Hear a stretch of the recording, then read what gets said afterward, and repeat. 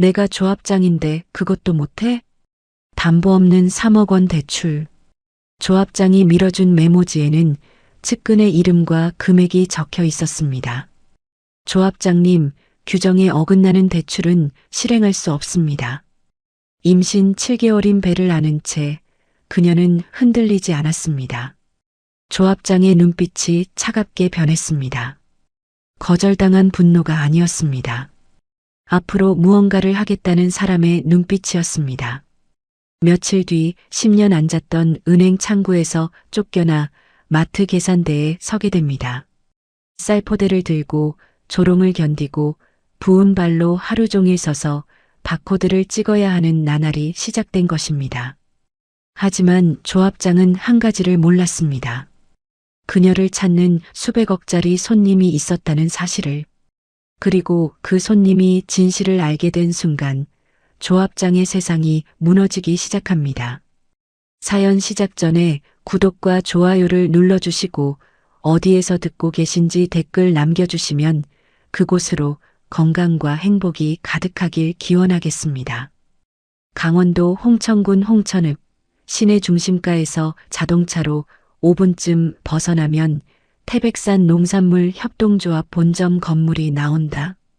3층짜리 회색 건물 외벽에 녹색 간판이 걸려 있고 주차장에는 아침마다 경운기와 트럭이 승용차와 나란히 줄을 선다. 홍천 사람이라면 누구나 한 번쯤은 이 건물에 발을 들여놓는다. 1층은 금융창구, 2층은 관리부서, 3층은 조합장실과 회의실. 조합원 3천여 명, 예수금 2천억 원 규모의 지역 대표 농산조합이다. 산하에 금융지점 2곳과 직영마트 산들마트 3개 매장을 운영하고 있어서 홍천 주민들의 금융 업무부터 장보기까지 생활 전반을 책임지는 곳이라 해도 과언이 아니었다. 농가 수매 대금 정산, 급여 이체, 공과금 납부, 적금과 대출까지 이 조합이 문을 닫으면 홍천읍의 경제가 멈춘다는 말이 농담처럼 돌 정도였다. 매년 가을이면 본점 금융창구는 전쟁터가 되었다. 홍천군은 강원도에서도 농업 비중이 높은 지역이라 수확철이 돌아오면 수매 대금 정산이 한꺼번에 몰렸다. 잣, 인삼, 찰옥수수, 고랭지 채소까지 1년 농사의 결실이 통장 하나로 들어오는 시기였다. 어르신 농가 고객들은 대부분 서류 작성이 익숙하지 않았고 계좌 이체 한 번에도 창구 직원의 도움이 필요했다. 그래서 가을이면 창구마다 대기번호가 50번을 넘기는 날이 허다했다. 본점 금융창구 3번 자리.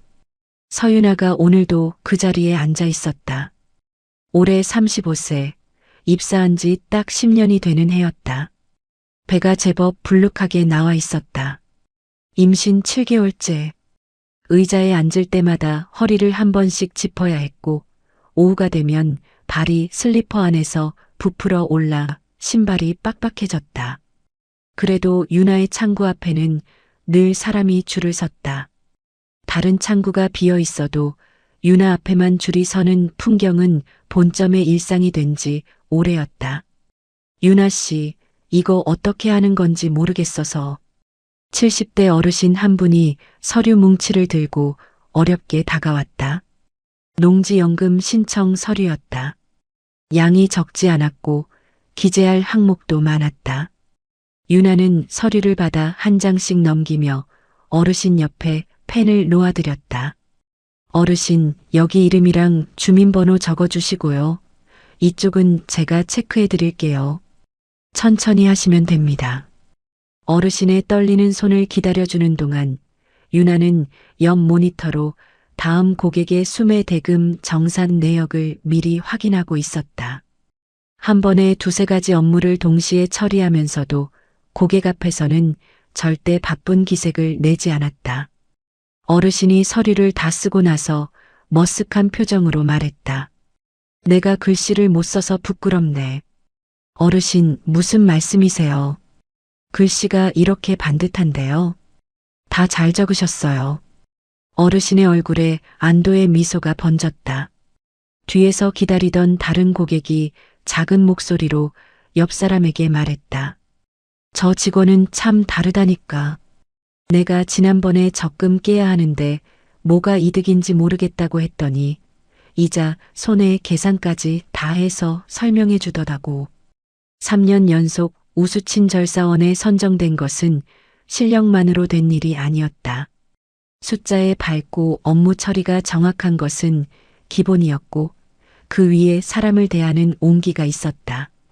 귀가 어두운 어르신에게는 목소리를 높여가며 두세 번을 반복해서 설명해 주었고 계좌 비밀번호를 잊어버린 할머니에게는 투덜거리는 기색 하나 없이 웃으며 새로 등록하는 방법을 안내해 주었다.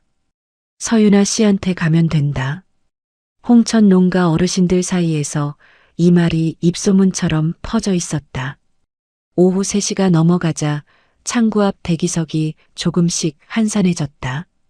유나는 잠깐 틈이 난 사이에 오늘 처리한 수매대금 정상 건수를 정리하고 있었다. 모니터 위에 붙어 있는 포스트잇에는 내일 아침 확인해야 할 법인 계좌 이체권이 빼곡하게 적혀 있었다. 유나는 이 메모를 매일 아침 출근하면 가장 먼저 확인했다. 단순한 습관이 아니었다. 대규모 법인 거래는 한 자리 숫자만 틀려도 수천만 원이 엉뚱한 곳으로 빠질 수 있었다. 유나가 맡은 이후로 본점 금융창구에서 법인 거래 관련 오류가 단 한 건도 발생하지 않았다는 사실을 아는 사람은 많지 않았지만 그것이야말로 유나의 진짜 실력이었다. 4시 반, 오늘의 마지막 고객을 보내고 유나가 자리에서 천천히 일어났다. 배를 감싸 안듯 두 손을 얹고 복도를 걸어 휴게실로 향했다. 동료 직원 셋이 이미 커피를 앞에 놓고 수다를 떨고 있었다. 유나 언니, 여기 앉아요. 오늘 오후에 아메리카노 사왔는데 언니 것도 있어요. 아, 맞다. 언니 지금 카페인 안 되지? 디카페인으로 시켰어요. 후배 직원 하나가 자리를 만들어 주었다. 유나가 고맙다며 앉으려는데 다른 직원이 등받이 쿠션을 가져다 놓았다. 허리 아프잖아요. 이거 대고 앉아요. 고마워, 진짜. 오후만 되면 허리가 끊어지는 줄 알아. 유나가 쿠션에 기대앉으며 한숨을 내쉬었다. 동료가 물었다. 태명은 정했어요? 응, 남편이 콩이래. 콩만 할 때부터 불렀다고 바꾸기 싫다나 봐. 콩이? 지금 배 크기 보면 콩은 아닌데. 휴게실에 웃음이 퍼졌다. 점심시간이면 모여 앉아 반찬을 나눠 먹고 아기 이름은 정했냐, 출산 준비는 어디까지 했냐며 웃고 떠드는 일상. 특별한 것은 없었지만 이 시간만큼은 하루의 피로가 풀리는 기분이었다. 유나는 이 풍경이 앞으로도 계속될 거라고 생각했다. 퇴근 시간, 유나가 조합 건물을 나서자 주차장 한쪽에 낡은 포터 트럭이 서 있었다. 운전석에서 남편 박정민이 손을 흔들었다. 오늘 많이 힘들었지? 정민은 홍천읍에서 작은 철물점을 운영하는 사람이었다. 거창한 것은 없었다. 홍천시장 근처 10평짜리 가게에서 못, 나사, 공구, 배관 자재를 팔았다. 한 달 매출이 많아야 500만 원이 될까 말까 한 소박한 장사였지만 성실하고 마음이 따뜻한 남자였다. 장사가 안 되는 날에도 불평 한마디 없이 가게를 지키는 사람이었고 유나가 임신한 뒤로는 매일 퇴근 시간에 맞춰 조합 앞에 트럭을 대고 기다렸다. 괜찮아. 오늘은 좀 덜 바빴어. 유나가 조수석에 올라타며 허리를 쭉 폈다. 정민이 미리 사온 호두과자 봉지를 건넸다. 이거 먹어. 집에 가면 발 주물러 줄게. 또 호두과자야? 어제도 먹었잖아. 콩이가 좋아하잖아. 당신이 먹을 때마다 배에서 발차기 한다며. 유나가 웃으며 호두과자 하나를 입에 넣었다. 트럭이 홍천읍 시내를 빠져나가 아파트 단지로 향하는 길, 차창 밖으로 북한강 줄기가 보였다. 강변의 갈대가 저녁 바람에 흔들리고 있었다. 처자일을 앞둔 부부의 저녁은 늘 이런 식이었다.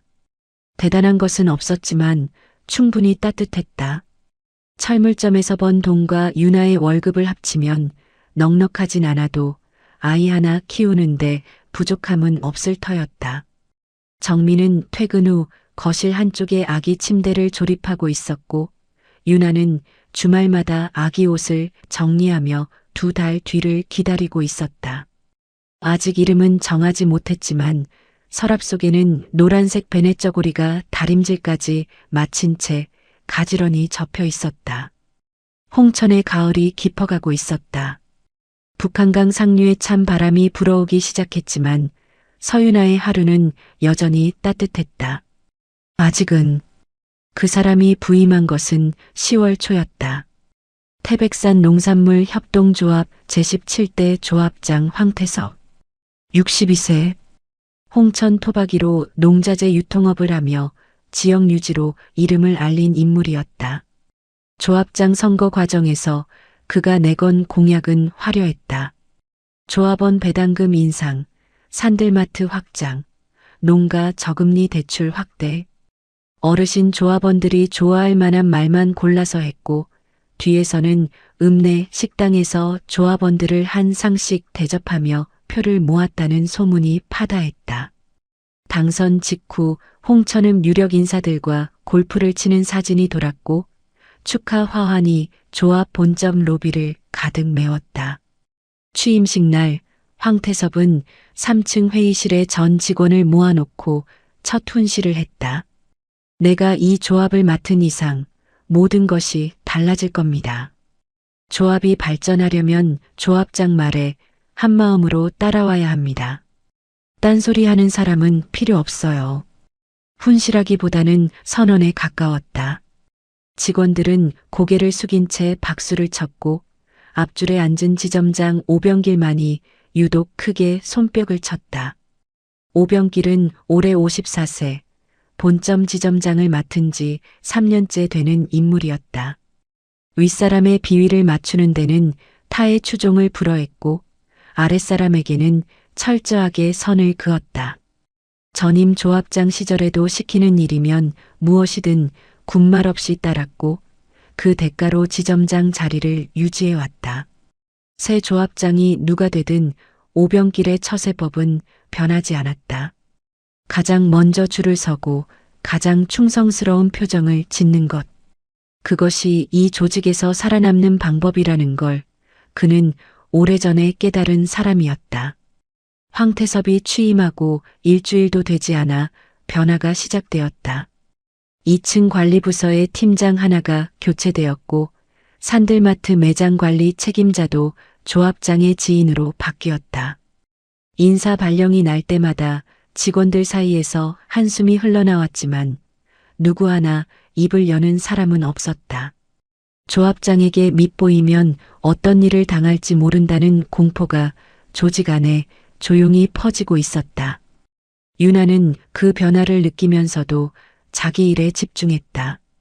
창구에 앉아 고객을 맞이하고 서류를 처리하고 수매 대금을 정산하는 일상이 달라질 이유는 없었다. 조합장이 누가 됐든 금융창구의 업무는 똑같았고 유나의 자리는 유나가 지키는 것이었다. 그날이 올 때까지는 그렇게 생각했다. 취임 2주째 되던 어느 오후 유나에게 내선 전화가 걸려왔다. 3층 조합장실에서였다.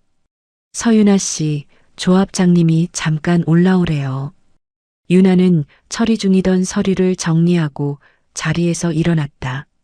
배가 불러서 계단을 오르는 게 쉽지 않았지만 엘리베이터가 없는 건물이라 어쩔 수 없었다. 3층 조합장실 문을 두드리자 안에서 굵은 목소리가 들렸다. 들어와. 조합장실은 전임자 시절과 분위기가 완전히 달라져 있었다. 책상 뒤에는 황태섭의 골프 트로피가 나란히 놓여 있었고 벽에는 지역 유력 인사들과 찍은 사진이 액자로 걸려 있었다. 황태섭은 가죽 의자에 깊이 기대 앉아 유나를 올려다보았다. 서윤아 씨가 창구 업무 담당이라며? 네, 조합장님. 내가 하나 부탁할 게 있어. 부탁이라는 말이 나왔지만 황태섭의 눈빛은 부탁하는 사람의 것이 아니었다. 그는 책상 위에 놓인 메모지를 밀어주었다. 메모지에는 이름 하나와 금액이 적혀 있었다. 이름은 유나가 처음 보는 것이었고 금액은 3억이었다. 이 사람한테 대출 하나 내줘야 해. 담보는 따로 없는데 내가 보증하는 거니까 처리해줘. 유나는 메모지를 보고 즉시 상황을 파악했다. 담보 없는 3억 원 대출. 조합장이 보증한다는 말은 금융 규정 어디에도 근거가 없었다. 여신 심사를 거치지 않고 조합장의 한마디로 대출을 내주는 것은 명백한 규정 위반이었고 나중에 문제가 되면 결제한 직원이 책임을 져야 하는 구조였다. 조합장님, 이건 여신 규정상 처리가 어렵습니다. 무담보대출은 한도가 정해져 있고 심사 절차를 거쳐야 합니다. 황태섭의 표정이 굳어졌다. 그는 의자에서 몸을 일으켜 세우며 유나를 정면으로 바라보았다. 내가 조합장인데 그것도 못해? 목소리가 낮아졌지만 그 안에 담긴 압력은 오히려 더 무거웠다. 유나는 시선을 피하지 않았다. 조합장님의 지시라 하더라도 규정에 어긋나는 대출은 실행할 수 없습니다. 감사에 걸리면 조합 전체가 문제가 됩니다. 순간 조합 장실의 공기가 얼어붙었다. 황태섭은 한참 동안 유나를 노려보다가 한 손으로 책상을 톡 쳤다. 됐어. 나가봐. 유나는 고개를 숙여 인사하고 조합 장실을 나왔다. 계단을 내려오는 동안 심장이 빠르게 뛰었지만 발걸음은 흔들리지 않았다. 1층 창구로 돌아온 유나는 자리에 앉자마자 스마트폰을 꺼내 메모 앱을 열었다. 업무 일지였다. 유나는 매일 주요 업무 내용을 기록하는 습관이 있었는데 오늘은 평소와 다른 내용을 적어야 했다. 날짜, 시간, 조합 장실 호출 사실, 메모지에 적혀 있던 이름과 금액, 담보 없이 대출 처리하라는 지시 내용, 그리고 자신이 규정 위반을 이유로 거절했다는 사실까지 한 글자도 빠뜨리지 않고 꼼꼼하게 적었다. 금융인으로서의 본능이었다. 말은 사라지지만 기록은 남는다는 것을 유나는 알고 있었다. 이 기록이 언젠가 필요한 날이 올 수도 있다는 생각은 하지 않았다. 다만 원칙을 지킨 이상 그 과정도 기록으로 남겨두는 것이 맞다고 여겼을 뿐이었다. 메모를 저장하고 스마트폰을 내려놓는 순간 3층 조합장실에서는 다른 전화가 걸려가고 있었다.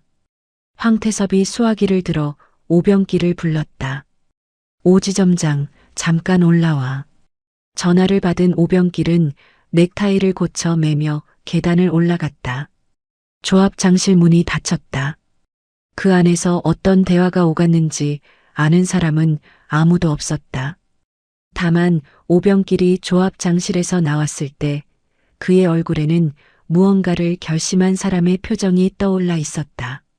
그날 저녁 유나는 평소처럼 정민의 포터 트럭을 타고 집으로 돌아왔다. 호두과자 대신 오늘은 붕어빵이었다. 정민이 물었다. 오늘 표정이 좀 다른데 무슨 일 있었어? 아니, 별일 아니야. 유나는 웃으며 붕어빵을 한 입 베어 물었다. 별일 아니라고 말했지만 마음 한구석이 묘하게 무거웠다.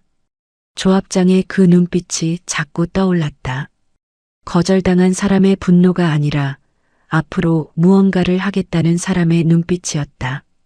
차창 밖으로 홍천읍의 가로등이 하나둘 켜지고 있었다.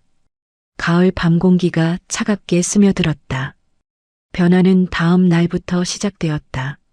아침 조회 시간 지점장 오병길이 직원들 앞에서 업무 분장 변경을 발표했다. 유나가 맡고 있던 법인 계좌 관리 업무가 후배 직원 김소라에게 넘어간 것이다. 유나에게는 아무런 사전 통보도 없었다. 법인 거래 업무는 앞으로 소라 씨가 맡겠습니다.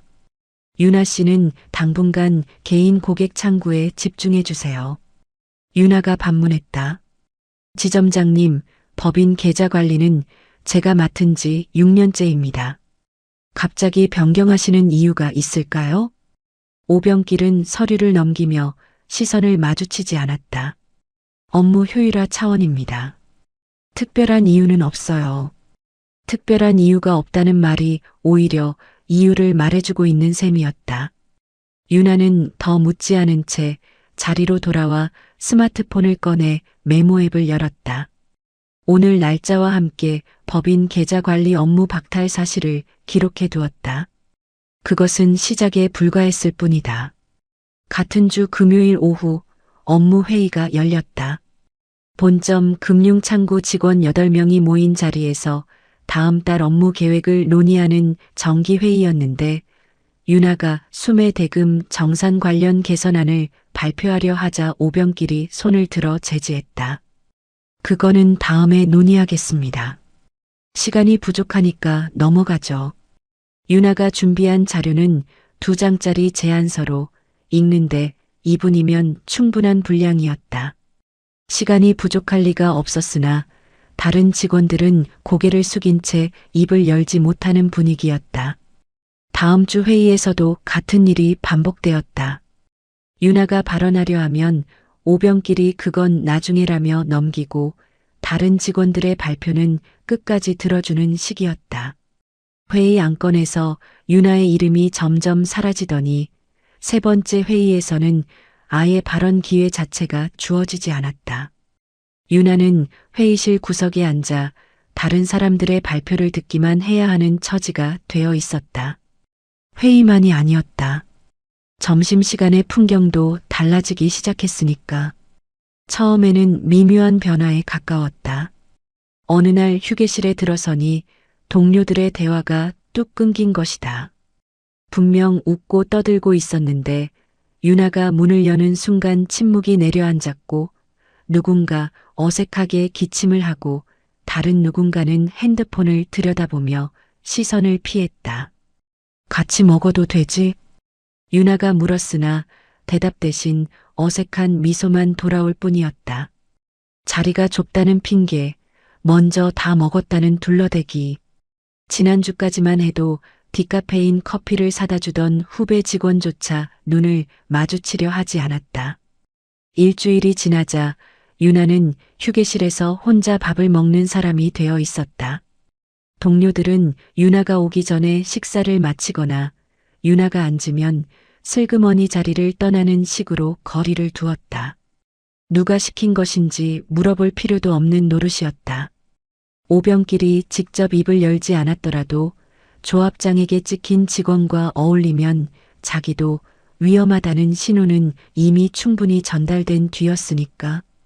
단톡방에서도 빠져 있었다. 본점 금융창구 직원들이 함께 쓰던 단체 카톡방에서 유나가 빠져 있다는 걸 발견한 것은 수요일 오전이었고 새로운 방이 만들어져서 유나만 초대되지 않았다는 사실은 그날 오후에야 알게 되었을 뿐이다. 업무 연락도 그 단톡방으로 돌아갔으나 유나에게 따로 전달해주는 사람은 아무도 없었다. 금요일 아침 전 직원 비상 소집이 있었는데 유나만 모르고 정시에 출근하여 텅 빈 사무실에서 혼자 서 있어야 하는 일까지 벌어졌다.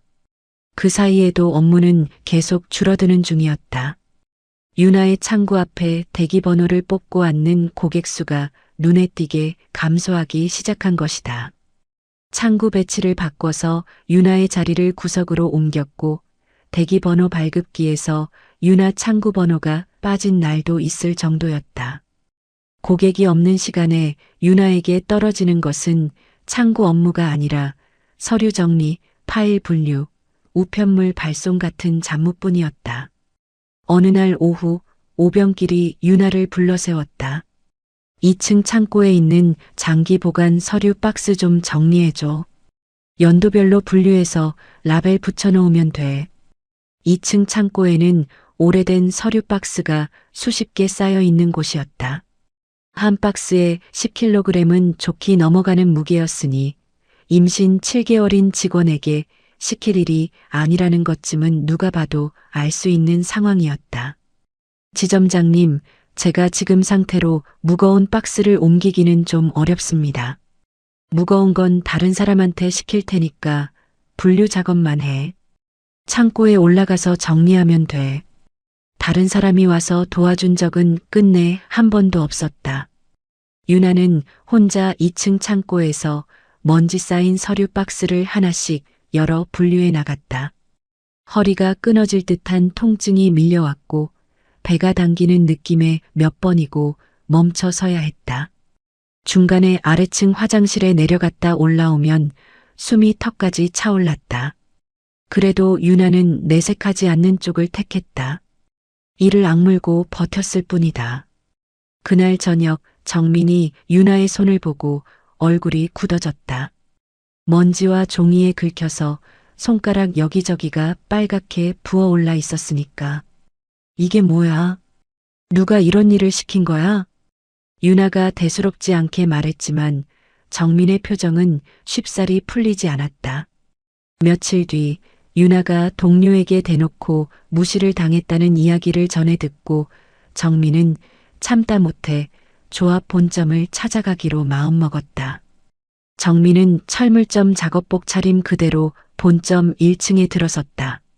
접수대 직원에게 지점장 면담을 요청하고 10분쯤 기다리자 오병길이 복도 끝에서 걸어오는 것이 보였다. 표정은 태연하기 그지없었다. 무슨 일이시죠? 제 아내 서윤아의 남편 박정민입니다. 임신한 아내를 왜 이렇게 대합니까? 무거운 짐을 나르게 하고 동료들이 따돌리는 걸 왜 모른 척합니까? 정민의 목소리가 떨리고 있었다. 분노와 억울함이 뒤섞인 목소리에 오병길은 한 발짝도 물러서지 않은 채 오히려 목소리를 낮추며 차분하게 받아쳤다. 서윤아 씨 남편 되시는군요. 마음은 이해합니다만 인사와 업무 배치는 조직 내부 문제입니다. 외부인이 관여할 사안이 아닙니다. 외부인이라뇨? 제 아내가 부당한 대우를 받고 있는데 가만히 있으라는 겁니까? 오병길이 고개를 가볍게 끄덕이더니 옆에 서 있던 경비원을 눈짓으로 불렀다. 손님 안내해드려. 경비원이 정민 앞에 다가서는 순간 정민은 깨달을 수밖에 없었다. 여기서 더 버텨봤자 아무것도 바뀌지 않으리라는 사실을. 작은 철물점 사장이 조합장과 지점장에게 맞설 방법 따위는 이 세상 어디에도 없는 것이었다. 정민은 주먹을 불끈 쥔 채 돌아섰고 조합 건물 밖으로 나와 주차장에서 한참 동안이나 서 있어야 했다. 포터트럭 운전석에 올라타고도 시동을 걸지 못한 채 핸들을 잡은 손만 부들부들 떨리고 있을 뿐이었다. 그로부터 3일 뒤 인사 발령이 떨어졌다. 오병길이 유나를 회의실로 불러 종이 한 장을 내밀었다. 발령 통지서에는 본점 금융창고 산들마트 홍천점 판매 담당이라는 한 줄이 적혀 있을 뿐이었다. 유나 씨, 이번에 산들마트 쪽으로 발령이 났어. 몸도 그렇고 마트가 좀 더 편할 거야. 편할 거라는 말이 입술에서 흘러나오는 순간에도 오병길의 시선은 유나의 얼굴이 아니라 책상 위 어딘가를 향하고 있었으니 자기가 하는 말이 얼마나 위선적인지 스스로도 알고 있다는 뜻의 다름 아니었다. 유나는 발령 통지서를 들여다보았다. 손끝이 차가워지는 느낌이 밀려왔다. 10년을 앉았던 자리에서 마트 계산대로 금융 전문가가 바코드를 찍으러 가야 하는 신세가 된 것이다. 항의하고 싶었고 소리를 지르고 싶었으나 이 조직에서 조합장에게 찍힌 사람이 발령을 뒤집을 방법은 어디에도 없다는 것 역시 유나는 너무 잘 알고 있는 터였다. 알겠습니다. 유나의 목소리는 담담하게 유지되고 있었다. 흔들리지 않으려고 일부러 감정을 누르고 있다는 것을 본인만이 알고 있을 뿐이었다. 회의실을 나온 유나는 3번 창구로 돌아와 서랍을 열었다. 개인 소지품을 하나씩 꺼내 종이 가방에 담기 시작했다. 고객 목록 파일, 계산기, 펜꽂이. 짐이라고 할 것도 없는 물건들이었으나 10년의 무게가 담겨 있는 것들이기도 했다. 유나는 가방을 들기 전에 스마트폰을 꺼내 메모 앱을 열었다. 발령 통지서의 내용을 사진으로 찍어 저장하고 오늘 날짜와 함께 발령 통보 경위를 간략하게 기록해 두었다. 조합장의 부정 대출 지시부터 업무 박탈, 따돌림, 창고, 서류 정리 지시, 그리고 오늘의 좌천까지 날짜와 시간이 빠짐없이 기록되어 있는 이 메모 앱이 지금 이 순간 유나가 가진 유일한 무기와도 같은 것이었다. 짐을 챙기는 동안 창구 뒤편의 동료들은 아무도 일어나지 않았다. 고개를 숙이고 모니터만 바라보거나 전화기를 귀에 대고 있는 척하는 모습만 보일 뿐이었다. 지난주까지만 해도 콩이 태명을 지어주며 웃었던 사람들이 이제는 눈도 마주치지 않으려 했으니까. 유나가 가방을 들고 출입문을 향해 걸어가는 동안 등 뒤에서 인사를 건네는 사람은 단 한 명도 없었다. 조합 건물을 나서자 가을 햇살이 눈부시게 쏟아지고 있었다. 유나는 주차장을 가로질러 도로변으로 나왔다. 산들마트 홍천점은 차로 10분 거리에 있었고 걸어가기에는 먼 거리였다. 정민에게 전화를 할까 잠깐 망설였으나 지금 이 목소리로 전화를 하면 남편이 당장 달려와서 조합 건물로 뛰어들어갈 것이 뻔했다. 유나는 스마트폰을 주머니에 도로 넣고 지나가는 택시에 손을 들었다. 택시 뒷좌석에 올라타 산들마트 홍천점이요라고 말하는 순간 목소리가 살짝 갈라졌다. 택시 안에서 유나는 창밖만 바라보았다. 한 번도 뒤를 돌아보지 않았고 울지도 않았다. 다만 코끝이 시큰거렸고 배 안에서 아이가 발을 굴렸다. 유나는 배 위에 손을 얹었다. 콩아, 엄마 괜찮아. 그 한마디를 내뱉는 순간 눈물이 한 줄기 흘러내렸다. 산들마트 홍천점은 조합 본점에서 차로 10분, 홍천읍 외곽의 농공단지 입구에 자리 잡고 있었다. 주차장 30대 규모의 매장 면적 200평 남짓한 시골 마트치고는 제법 큰 편이었다. 홍천 주민들이 쌀, 잡곡, 채소, 축산물, 생활용품을 한꺼번에 사는 곳이라 평일에도 장을 보러 오는 어르신들의 발길이 끊이지 않는 매장이기도 했다. 유나가 산들마트 홍천점에 첫 출근한 날은 10월의 마지막 주 월요일이었다. 마트 사무실에서 매장관리팀장에게 인사를 하고 유니폼을 받았다. 초록색 앞치마에 산들마트라는 로고가 박혀 있었고 명찰을 달 자리에는 서윤아라는 이름표가 새로 만들어져 있었다. 앞치마를 두르는데 배가 걸렸다. 끈을 최대한 늘려서 겨우 묶었으나 불룩한 배 위로 앞치마가 팽팽하게 당기는 모양새가 어색하기 짝이 없었다. 계산대는 매장 출구 쪽에 3대가 나란히 놓여 있었고 유나에게 배정된 자리는 2번 계산대였다. 의자는 없었다. 하루 8시간을 서서 일해야 하는 자리였으니 임신 7개월인 유나에게는 그 사실 하나만으로도 충분히 가혹한 배치였다. 첫날 아침 계산대 앞에 서서 바코드 스캐너를 잡았을 때 유나의 손이 미세하게 떨렸다. 10년 동안 금융 단말기를 다루던 손이었다. 수억 원짜리 법인 이체를 처리하던 손가락으로 두부 바코드를 찍고 콩나물 봉지를 들어 올리고 쌀 20kg 포대의 바코드를 찾아 스캐너를 들이대야 하는 현실이 비현실처럼 느껴지는 순간이었다. 비, 비, 비. 바코드 소리가 매장 안에 단조롭게 울려 퍼졌다.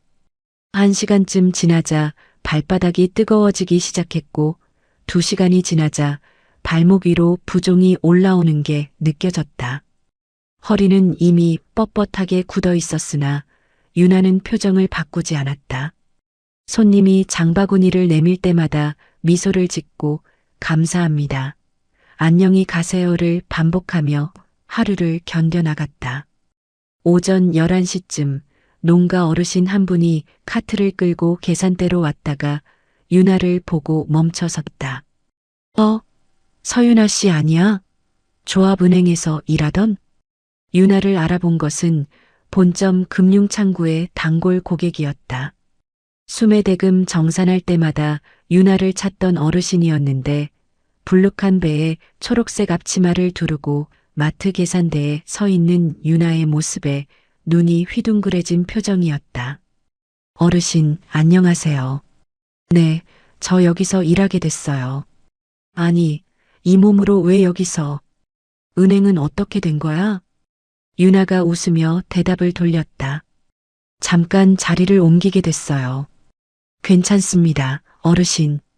어르신은 고개를 갸웃거리며 돌아갔으나 그 시선 속에 담긴 안타까움은 감출 수 없는 것이었다. 이런 일이 하루에 두세 번씩 반복되었다. 본점 창구에서 유나의 도움을 받았던 사람들이 마트에서 유나를 마주칠 때마다 같은 질문을 던졌으니까. 서윤아 씨가 왜 여기서 이러고 있어? 그 물음에 유나가 할 수 있는 대답은 늘 같은 것이었다. 괜찮다고, 잠깐 옮긴 것뿐이라고 웃어 보이는 수밖에. 오후가 되면 진짜 고비가 찾아왔다. 쌀 20kg 포대, 잡곡 10kg 박스, 생수 2리터 6개들이 묶음, 이런 것들이 계산대 위로 올라올 때마다 유나는 두 손으로 바코드를 찍고 카터 쪽으로 밀어야 했다. 배가 계산대에 닿지 않도록 몸을 비틀면서 무거운 물건을 다루는 동작은 보기만 해도 위태로운 것이었다.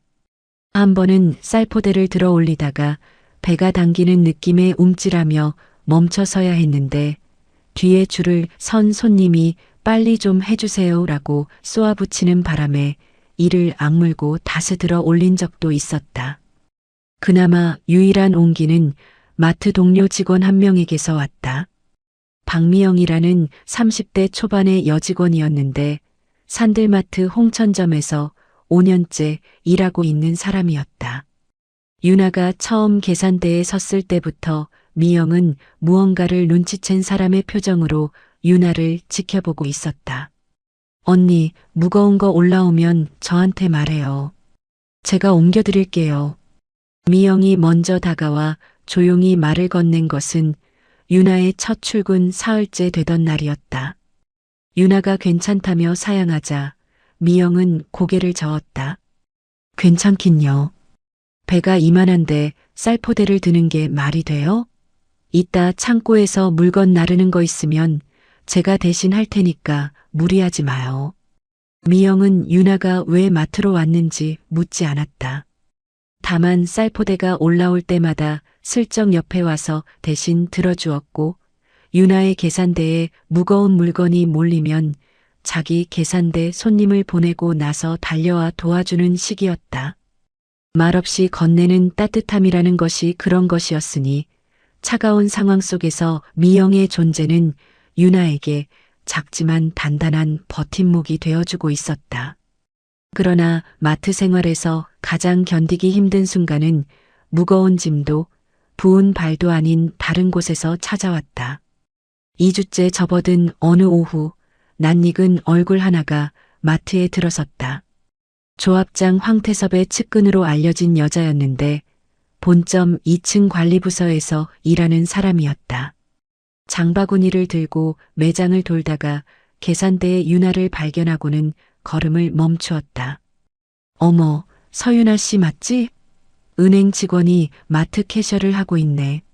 목소리가 매장 안에 퍼질 만큼 크게 울려 퍼졌다. 주변에 있던 손님 두어 명이 고개를 돌렸고 옆 계산대의 미영도 손을 멈추었다. 잘됐다. 여기가 더 어울리는 것 같아. 은행 창구에 앉아서 잘난 척하는 것보다 이게 훨씬 낫지 않아? 웃음기를 머금은 목소리였으나 그 안에 담긴 것은 조롱 그 자체였다. 유나의 손이 바코드 스캐너 위에서 멈추었다. 얼굴이 달아올랐고 목 안쪽이 뜨거워지는 것을 느꼈으나 유나는 고개를 들지 않았다. 시선을 바코드 스캐너에 고정한 채 입술을 꾹 깨물었을 뿐이다. 32,000원입니다. 떨리지 않는 목소리로 금액을 말하는 것이 유나가 할 수 있는 전부였다. 측근 여자는 카드를 내밀며 한마디를 더 던지고 갔다. 조합장님한테 잘 보일 걸 그랬지. 그 뒷모습이 매장 밖으로 사라진 뒤에도 유나는 한동안 바코드 스캐너를 내려놓지 못한 채 서 있었다. 미영이 다가와 유나의 팔을 조용히 잡았다. 언니 괜찮아요? 응, 괜찮아. 괜찮지 않다는 걸 두 사람 모두 알고 있었으나 그 자리에서 할 수 있는 말은 그것뿐이었다. 그날 저녁 퇴근한 유나는 마트 사무실 구석에서 스마트폰을 꺼냈다. 메모 앱을 켜고 오늘 날짜를 적은 뒤 조합장 측근의 방문과 조롱 발언 내용을 꼼꼼히 기록해 나갔다. 시간, 장소, 발언 내용, 주변에 있던 사람 수까지. 손이 떨렸으나 글씨는 흐트러지지 않았다.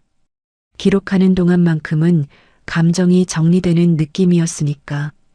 그 사이 조합 본점의 상황도 순탄하지 않은 쪽으로 흘러가고 있었다. 유나의 자리를 물려받은 김소라가 법인 계좌 업무에서 실수를 연발하기 시작한 것이다. 대규모 법인 이체권에서 계좌번호를 잘못 입력하는 바람에 3천만 원이 엉뚱한 계좌로 빠져나간 사건이 터졌고 되돌리는 데만 이틀이 걸렸다. 수매대금 정산에서도 금액 오류가 발생하여 농가 어르신 세 분이 창구에서 항의하는 소동이 벌어지기도 했다. 고객 민원이 쌓이기 시작했으니 본점 금융 창구를 찾는 어르신들 사이에서 같은 말이 반복적으로 나오고 있었다. 서윤아 씨는 어디 간 거야? 이 직원은 맨날 틀리잖아. 유나 씨 있을 때는 이런 적 없었는데. 지점장 오병길은 민원 처리에 진땀을 흘리면서도 유나를 다시 불러올 생각은 하지 못하는 처지였다. 조합장의 뜻으로 내보낸 사람을 자기 판단으로 되돌릴 수 있는 위치가 아니었으니까. 오병길은 소라에게 재교육을 시키며 버텨보려 했으나 유나가 10년에 걸쳐 쌓아올린 업무 노하우와 고객 신뢰를 몇 주 만에 따라잡는 것은 애초에 불가능한 일이었다. 본점이 흔들리고 있다는 소문은 산들마트의 유나에게도 들려왔으나 유나는 반응을 보이지 않았다. 매일 아침 계산대 앞에 서서 바코드를 찍고 무거운 물건이 올라오면 이를 악물고 들어 올리고 손님에게 감사합니다. 안녕히 가세요를 반복하는 하루를 보낼 뿐이었다. 퇴근 후에는 스마트폰에 그날 있었던 일을 빠짐없이 기록하고 집으로 돌아가는 것이 유나의 일과가 되어 있었다. 정민은 매일 퇴근 시간에 포터 트럭을 마트 앞에 대고 기다렸다. 유나가 트럭에 올라타면 부은 발을 보고 얼굴이 일그러졌으나 더 이상 조합에 찾아가겠다는 말은 하지 않았다. 대신 집에 돌아오면 따뜻한 물을 받아 유나의 발을 담가주고 종아리를 주물러주며 아무 말 없이 옆에 앉아 있어 주는 것이 정민이 할 수 있는 전부라는 걸 그 역시 알게 된 뒤였으니까. 어느 날 밤 잠자리에 누운 유나가 천장을 보며 중얼거렸다. 콩아, 엄마가 좀 힘들긴 한데 그래도 포기하면 안 되는 거잖아. 배 안에서 아이가 발로 톡톡 차는 느낌이 전해져 왔다. 유나는 배 위에 손을 얹고 조용히 미소를 지었다. 내일도 계산대 앞에 서야 하고 모레도 바코드를 찍어야 하겠지만 이 아이가 세상에 나올 때까지는 무슨 일이 있어도 버텨야 한다는 생각만이 유나를 지탱하고 있는 전부였다. 그리고 그 무렵 태백산 농산물 협동조합 본점에는 오랜만에 검은색 제네시스 한 대가 주차장으로 미끄러져 들어오고 있었다. 검은색 제네시스가 태백산 농산물 협동조합 본점 주차장에 멈춰 선 것은 11월 첫째 주 화요일 오전 10시였다. 운전석에서 내린 사람은 박종팔, 올해 68세. 홍천에서 그의 이름을 모르는 사람은 없는 인물이었다. 홍천 토박이로 맨손에서 시작하여 40년에 걸쳐 사업을 일군 자수성 가형 기업인이었다. 주력 사업체인 태산식품은 홍천잣, 인삼, 찰옥수수 등 강원도 특산물의 가공과 유통을 맡고 있었고 서울과 수도권 대형마트에 납품하는 물량만으로도 연 매출 수백억 원을 올리는 지역 대표 기업이었다. 거기에 한우 사육두수 500두 이상을 보유한 태산목장, 홍천강 일대의 펜션과 리조트 사업, 소규모 건설업까지 박종팔이 운영하는 사업체만 합쳐도 4~5개에 달하는 규모였다. 그러나 박종팔은 겉으로 보기에 재력가 티를 내는 사람이 아니었다. 양복 대신 점퍼를 즐겨 입었고 태산목장에 직접 나가 한우 사료를 확인하는 날이면 장화를 신고 축사를 돌아다니는 사람이기도 했다. 홍천읍 시장 상인들에게는 종팔이 형이었고 농가 어르신들에게는 박 사장이었다. 허세 없이 검소하되 지역사회에 대한 애정이 깊은 사람이라는 평판이 수십 년에 걸쳐 쌓여온 것이었으니 홍천에서 박종팔의 말 한마디는 어지간한 공문서보다 무거운 영향력을 가지고 있었다. 태백산 농산물 협동조합과 박종팔의 관계는 단순한 거래 이상의 것이었다. 태산식품, 태산목장, 펜션 리조트, 건설업까지 모든 법인 계좌가 이 조합에 있었고 임직원 200여 명의 급여 계좌도 전부 이곳을 통해 관리되고 있었다. 거기에 박종팔 개인 예치금 수백억 원까지 합치면 태백산 농산물 협동조합 전체 예수금 2천억 원의 거의 절반에 해당하는 금액이 이 한 사람과 연결되어 있는 셈이었다. 조합 입장에서 박종팔은 최대 거래처이자 절대로 일어서는 안 되는 고객이었으니 그가 본점을 방문하는 날이면 지점장이 넥타이를 고쳐 매고 경비원이 주차장을 한 번 더 쓸었던 것도 당연한 일이었다. 박종팔이 조합 본점 1층 유리문을 열고 들어서자 창구 직원들의 시선이 일제히 쏠렸다. 지점장 오병길이 자리에서 벌떡 일어나 달려나왔다. 회장님, 어서 오십시오. 지점장실에서 차 한 잔 드시겠습니까? 아니, 됐어. 창구에서 볼 일만 보면 돼. 박종팔은 손을 저으며 금융창구 쪽으로 걸어갔다. 그의 발걸음이 3번 창구 앞에서 멈추었다. 늘 그 자리에 앉아있던 사람이 없었다. 대신 낯선 젊은 직원이 모니터를 들여다보고 있었다. 서윤아 씨는? 박종팔이 물었다. 간단한 질문이었으나 창구 안의 공기가 순간적으로 얼어붙는 것이 느껴졌다. 3번 창구에 앉아있던 김소라가 고개를 들었는데 눈동자가 흔들리고 있었다. 아, 서윤아 선배님은 지금 다른 부서로 이동하셔서요. 다른 부서? 어디로? 소라가 말을 잇지 못하고 옆을 힐끗 쳐다보았다. 옆 창구 직원도 고개를 숙인 채 대답을 피하는 분위기였으니 뭔가 말 못할 사정이 있다는 것은 누가 봐도 알 수 있는 상황이었다. 아, 그게 인사 이동이 있어서 내가 물은 건 어디로 갔느냐는 거야. 박종팔의 목소리는 높아지지 않았으나 한 톤 낮아진 어조에 무게가 실리자 소라의 얼굴이 하얗게 질려갔다. 그때 지점장 오병길이 급히 다가왔다. 회장님, 서윤아 직원은 업무 조정 차원에서 다른 부서로 배치되었습니다. 소라 씨가 업무를 이어받았으니 제가 도와드리면서 처리해드리겠습니다. 내가 묻는 건 왜 옮겼냐가 아니라 어디로 갔느냐는 거야. 오 지점장. 오병길의 입이 열렸다가 닫혔다.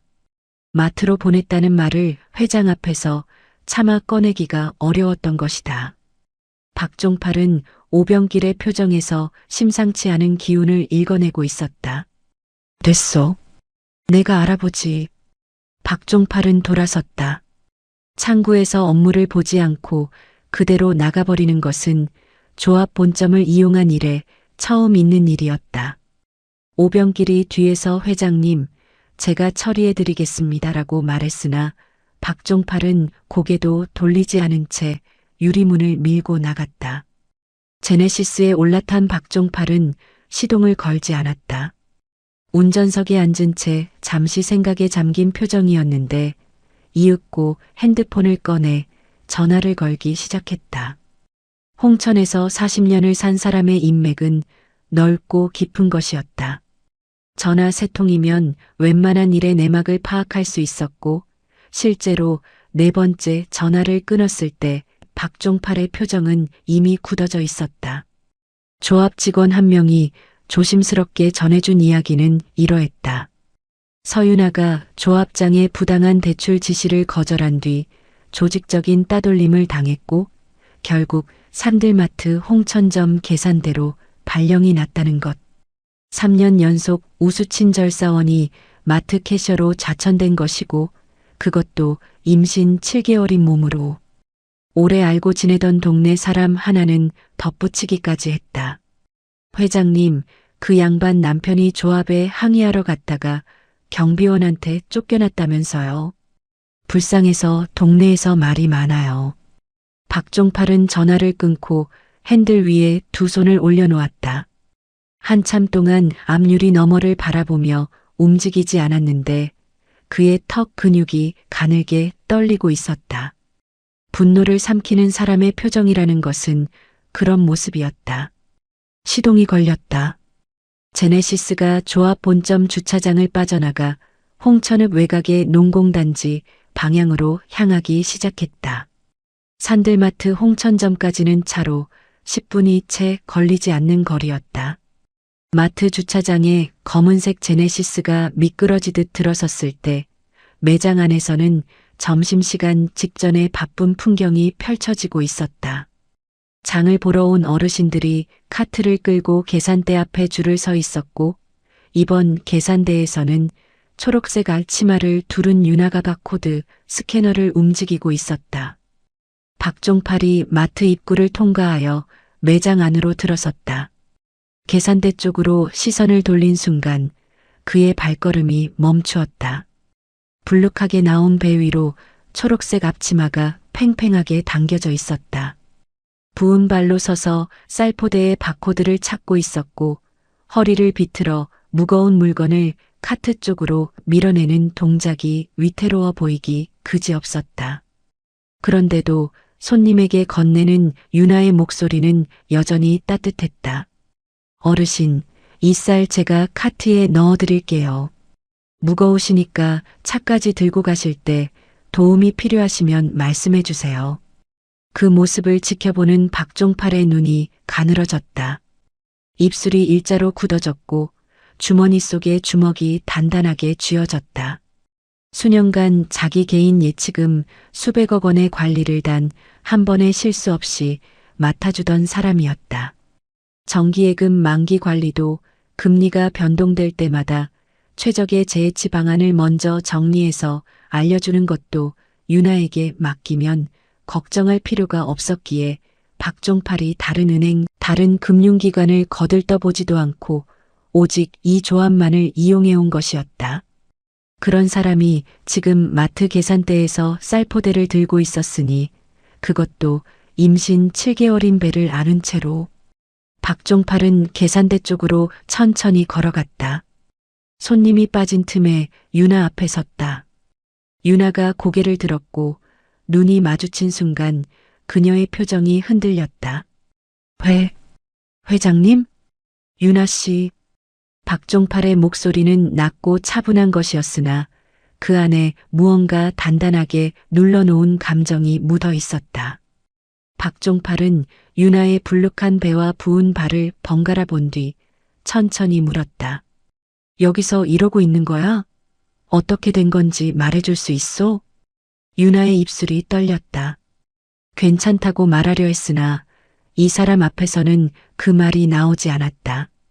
수년간 한 번도 불편한 표정을 보인 적 없던 회장이 지금 윤아를 바라보는 눈에는 안타까움과 분노가 동시에 담겨 있었기 때문이다. 조합 사정이 있어서 잠깐 이쪽으로 오게 됐습니다. 괜찮습니다, 회장님. 괜찮다는 말을 하면서 윤아의 목소리가 살짝 갈라졌다. 박종팔은 더 묻지 않았다. 고개를 한번 끄덕이고 돌아서는 그의 뒷모습은 마트 형광등 아래서 유난히 넓어 보이는 것이었다. 매장을 나서며 박종팔이 중얼거린 말은 아무에게도 들리지 않을 만큼 작은 소리였으나 그 한마디 속에 담긴 무게는 상당한 것이었다. 이런 짓을 하고도 조합장이라고 앉아 있어. 제네시스가 산들마트 주차장을 빠져나가 조합 본점 방향으로 달리기 시작했다. 속도가 평소보다 빨랐고 핸들을 잡은 박종팔의 손등에는 핏줄이 선명하게 도드라져 있었다. 폭풍이 오고 있었다. 제네시스가 태백산 농산물 협동조합 본점 주차장에 다시 들어선 것은 산들마트를 나선 지 채 10분이 되지 않은 시점이었다. 박종팔은 차에서 내리자마자 곧장 본점 건물 안으로 들어섰다. 1층 금융창구를 지나치며 오병길과 눈이 마주쳤으나 시선을 주지 않았고 계단을 올라 곧장 3층으로 향했다. 조합장실 앞에 도착한 박종팔은 문을 두드리지 않았다. 손잡이를 잡고 그대로 밀어 열었다. 비서실 직원이 회장님, 잠깐만요 하며 일어섰으나 박종팔의 걸음은 멈추지 않았다. 조합장 황태섭은 가죽 의자에 앉아 서류를 넘기고 있었다. 문이 열리는 소리에 고개를 들었고 박종팔의 얼굴을 확인한 순간 반색하며 자리에서 일어났다. 아이고, 박 회장님. 어쩐 일이십니까? 미리 연락을 주시지. 황태섭이 환한 웃음을 지으며 소파 쪽으로 안내하려 했으나 박종팔은 소파에 앉지 않았다. 서 있는 채로 황태섭을 정면으로 바라보았다. 그 시선의 온도가 평소와 전혀 다르다는 것을 황태섭이 알아채기까지는 3초도 걸리지 않았다. 조합장, 앉으시오. 박종팔이 먼저 앉으라고 말하는 것 자체가 이례적인 일이었다. 보통은 조합장이 권하면 앉고 가벼운 인사를 나눈 뒤 본론에 들어가는 것이 둘 사이의 패턴이었으니까.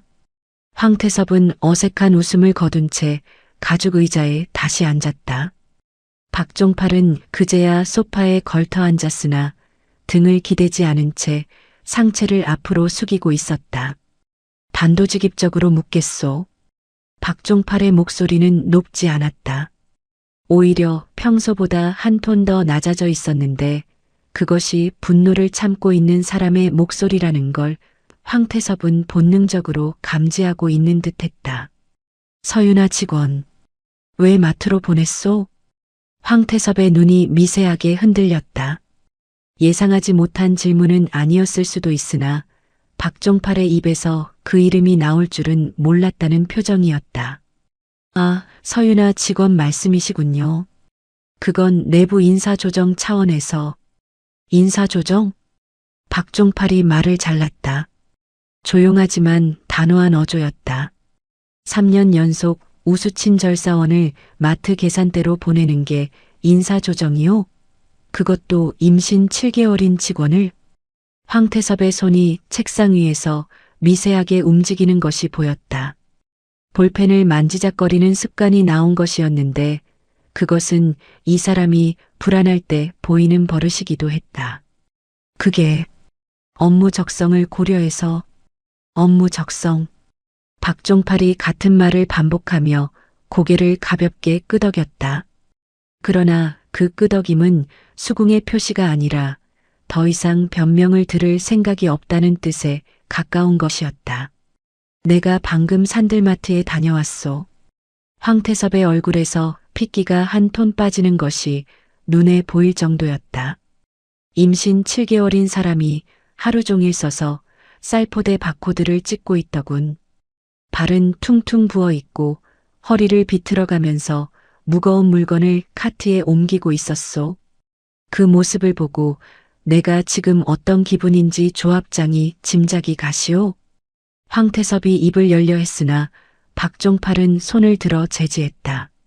아직 말이 끝나지 않았다는 뜻이었다. 조합장은 서윤아 직원이 나한테 어떤 사람인지 모르는 모양이니 내가 말해주겠소. 박종팔이 소파 끝에 앉은 채 두 손을 무릎 위에 올려놓았다. 목소리는 여전히 낮았으나 한마디 한마디에 무게가 실려 있었다. 서윤아 씨를 처음 만난 게 한 78년 전이요. 그때 내 정기예금 만기가 돌아왔는데 전에 있던 직원은 내가 물어봐야 만기일을 확인하는 수준이었소.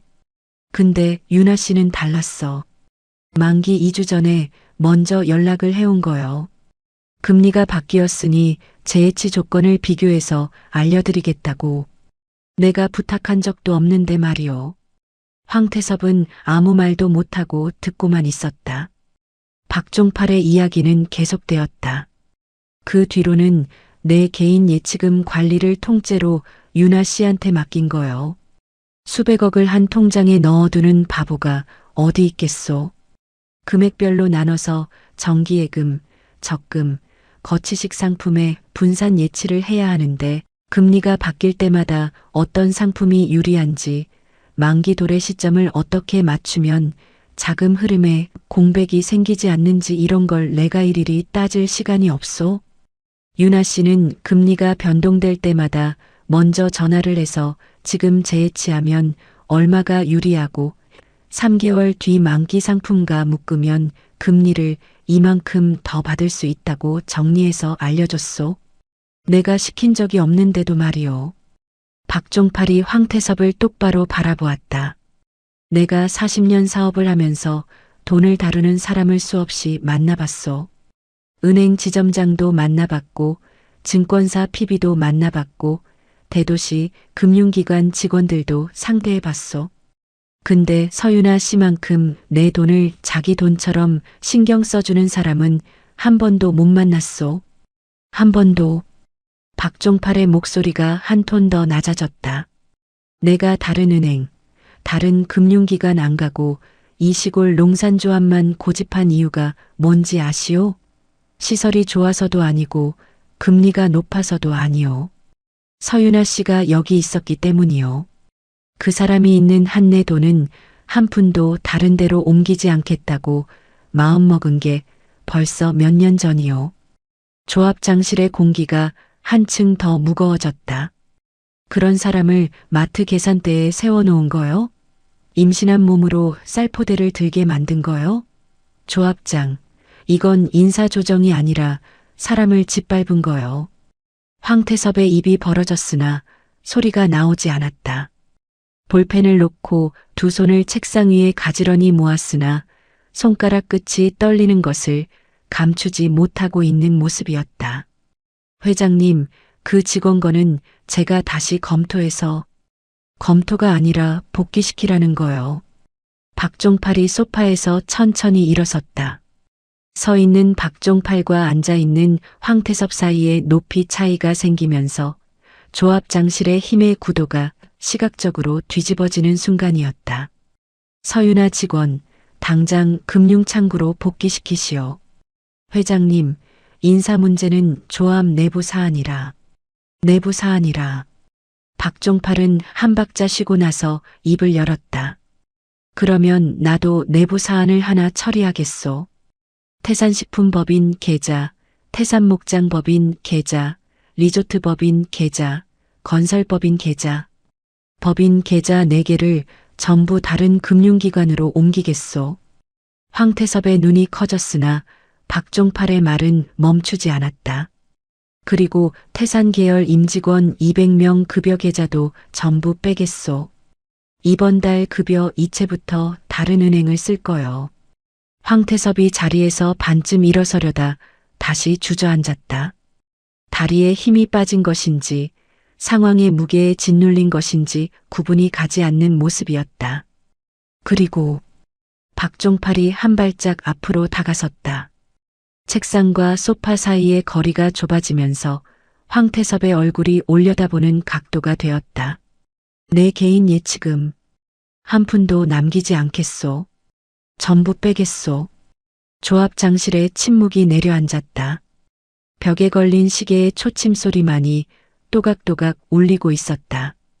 황태섭의 머릿속에서 숫자가 돌아가기 시작했을 것이다.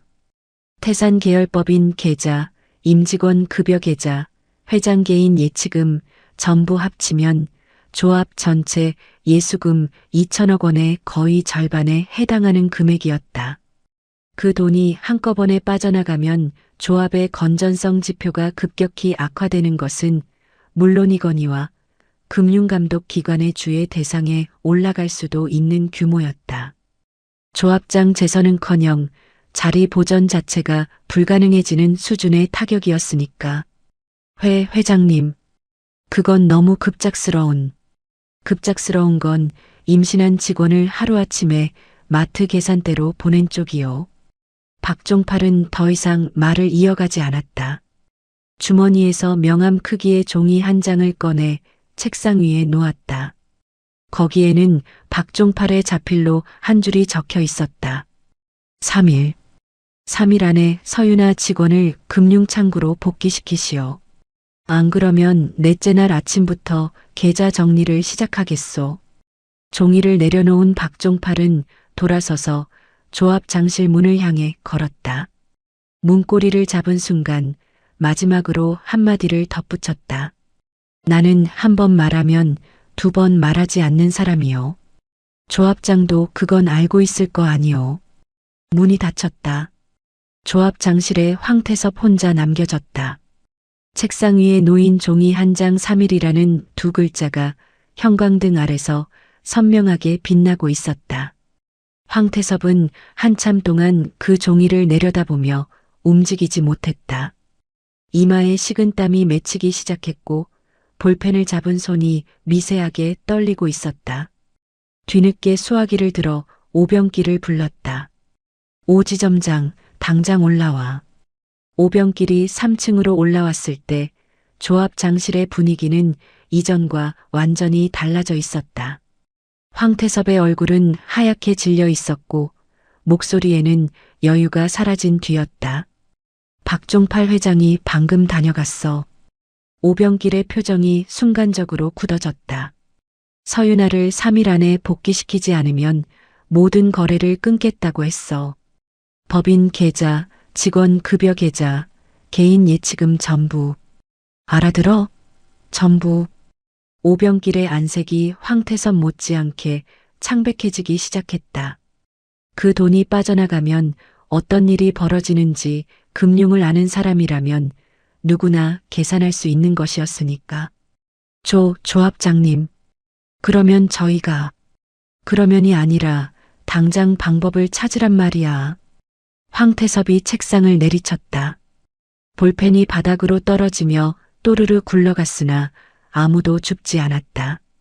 자기가 쫓아낸 직원을 자기 손으로 다시 데려와야 하는 상황. 그것도 마트 계산대까지 찾아가서 고개를 숙여야 하는 상황이 눈앞에 펼쳐지고 있었다.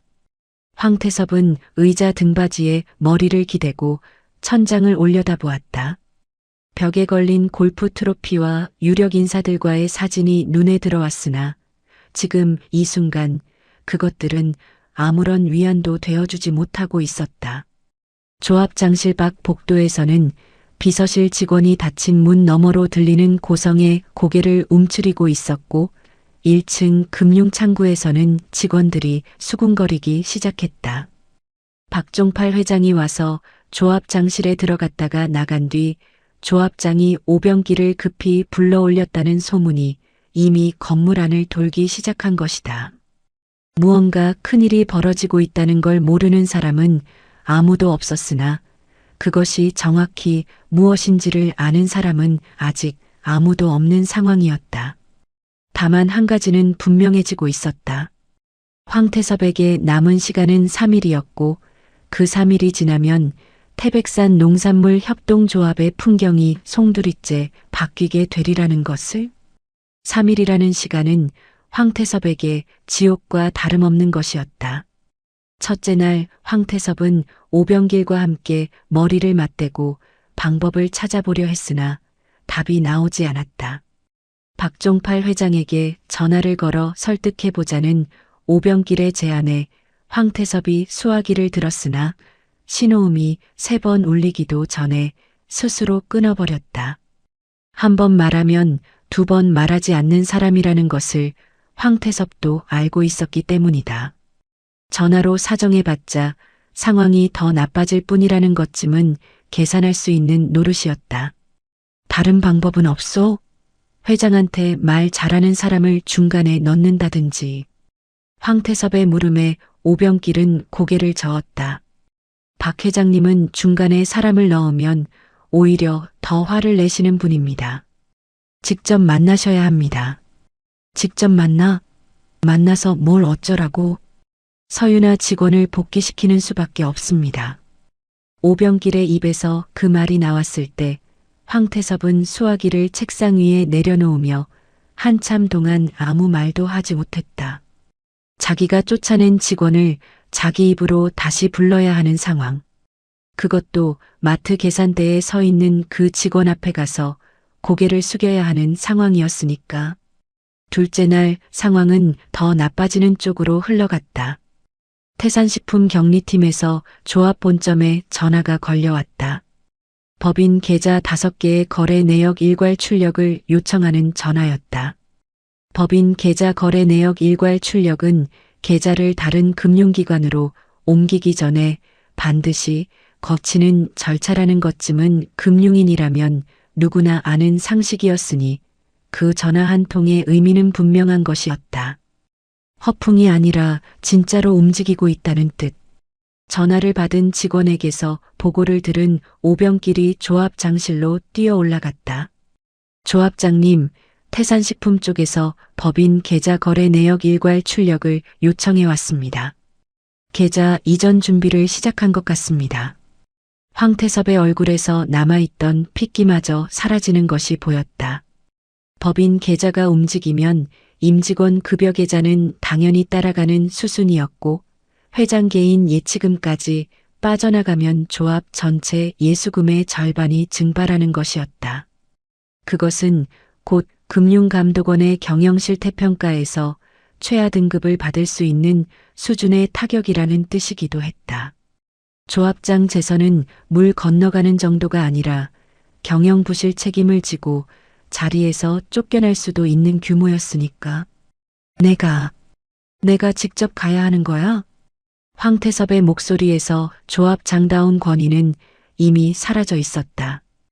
오병길은 차마 대답하지 못하고 고개만 숙이고 있었으나 그 침묵 자체가 대답이나 다름없는 것이었다. 셋째 날 아침이 밝았다. 3일의 마지막 날이었다. 황태섭은 아침부터 조합장실에 앉아 있었으나 서류를 한 장도 넘기지 못하고 있었다. 벽시계의 초침이 움직일 때마다 시간이 빠져나가고 있다는 압박감이 가슴을 짓누르는 것이었다. 오전 10시 오병길이 문을 두드리고 들어왔다. 조합장님, 오늘이 마지막 날입니다. 알아. 산들마트 홍천점에 가셔야 합니다. 그것도 알아. 황태섭은 의자에서 일어서지 못한 채 한참을 앉아 있었다. 벽에 걸린 골프 트로피가 눈에 들어왔고 취임식 날 직원들 앞에서 내가 이 조합의 주인이야 라고 했던 자기 목소리가 귓속에서 울리는 느낌이었다.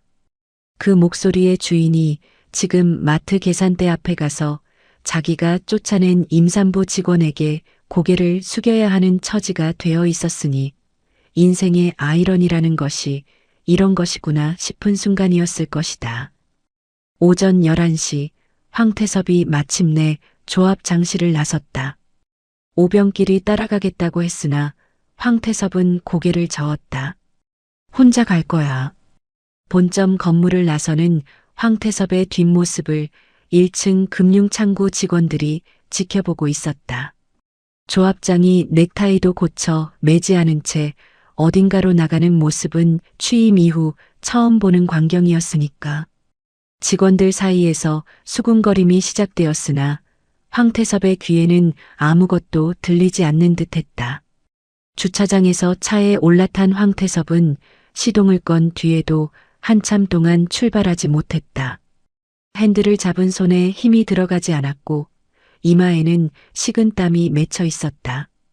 몇 번이나 기어를 넣었다 뺐다를 반복한 끝에 차가 천천히 주차장을 빠져나가기 시작했다. 산들마트 홍천점까지는 차로 10분이 채 걸리지 않는 거리였으나 황태섭에게 그 10분은 지금까지 살아온 62년 중 가장 긴 시간처럼 느껴지고 있었을 것이다. 마트 주차장에 차가 멈추었다. 황태섭은 차에서 내려 매장 입구 앞에 섰으나 발이 떨어지지 않는 듯 한참을 서 있어야 했다. 유리문 너머로 매장 안이 보였고 계산대 쪽에서 초록색 앞치마를 두른 사람의 실루엣이 눈에 들어왔다. 불룩한 배의 윤곽이 앞치마 위로 드러나 있었다. 황태섭이 깊은 숨을 내쉬고 유리문을 밀었다. 매장 안으로 들어서는 순간 계산대 쪽에서 바코드 소리가 규칙적으로 울려 퍼지고 있었다. 비, 비, 비. 그 소리가 지금 황태섭의 심장 박동보다 더 또렷하게 들리고 있었다. 이번 계산대 앞에 줄을 선 손님 서너 명의 뒤쪽에서 황태섭이 멈춰섰다. 유나는 손님의 물건을 스캔하며 감사합니다. 안녕히 가세요를 반복하고 있었는데 아직 황태섭을 발견하지 못한 상태였다. 마트 동료 직원 미영은 옆 계산대에서 손님을 응대하다가 입구 쪽에 서 있는 황태섭을 발견하고 눈이 커졌다. 조합장이 마트에 오는 것 자체가 전례 없는 일이었으니까. 손님이 빠지고 잠깐 줄이 끊어진 틈에 유나가 고개를 들었다. 계산대 앞에 서 있는 사람이 황태섭이라는 것을 인식하는데 1초가 걸렸고 유나의 표정이 굳어지는 데는 그보다 더 짧은 시간이면 충분했다. 황태섭과 유나의 시선이 마주쳤다. 이번 계산대와 그 앞에 선 조합장 사이의 거리는 1미터도 되지 않았으나 그 1미터가 지금 이 순간 황태섭에게는 건널 수 없는 강처럼 느껴지고 있었을 것이다. 주변이 조용해졌다. 옆 계산대의 미영은 손을 멈추고 지켜보고 있었고 매장 안에서 장을 보던 손님 두어 명도 분위기가 심상치 않다는 것을 눈치채고 고개를 돌린 상태였다. 마트 매니저도 사무실 문 앞에서 이쪽을 바라보고 있었으니 이 장면의 목격자는 적지 않은 셈이었다. 황태섭이 입을 열었다. 목소리가 갈라져 나왔다. 서윤아 씨. 유나는 바코드 스캐너를 내려놓지 않은 채 조합장을 바라보고 있었다. 표정은 담담한 것이었으나 눈동자 깊은 곳에서 무언가가 흔들리고 있는 것을 가까이서 보면 알 수 있었을 것이다. 다시 본점으로 와주겠나. 그 한마디를 내뱉기까지 황태섭의 입술이 두세 번 떨리는 것이 보였다. 조합장이라는 직책의 무게도 선거 때 뿌렸던 자신감도 취임식 날의 오만한 훈시도 지금 이마트 계산대 앞에서는 아무런 힘도 발휘하지 못하고 있었다. 자기가 쫓아낸 사람에게 자기 입으로 돌아와 달라고 말해야 하는 순간, 그것도 마트 직원들과 손님들이 지켜보는 앞에서 황태섭의 고개가 천천히 내려갔다. 완전한 고개 숙임이었다. 62세의 조합장이 35세의 마트 캐셔 앞에서 허리를 굽히고 있는 광경이 산들마트 홍천점 2번 계산대 앞에서 펼쳐지고 있었다. 매장 안에 정막이 내려앉았다. 바코드 소리도 장바구니 부딪히는 소리도 매장 음악도 모든 것이 멈춘 듯한 순간이었다. 유나는 한참 동안 말이 없었다. 고개를 숙이고 서 있는 조합장의 뒤통수를 내려다보고 있었는데 그 시선 속에는 분노도 원망도 아닌 묘하게 차분한 감정이 담겨 있었다. 몇 주 전 이 사람의 한마디로 자기 인생이 뒤집어졌고 그 몇 주 동안 겪어야 했던 일들이 주마등처럼 스쳐 지나갔을 것이다. 따돌림, 좌천, 쌀포대, 부은 발, 조롱, 그리고 매일 밤 배 위에 손을 얹으며 콩아, 엄마 괜찮아라고 중얼거려야 했던 밤들. 그러나 유나의 입에서 나온 말은 그 어떤 것도 아니었다. 조합장님, 유나의 목소리는 떨리지 않았다.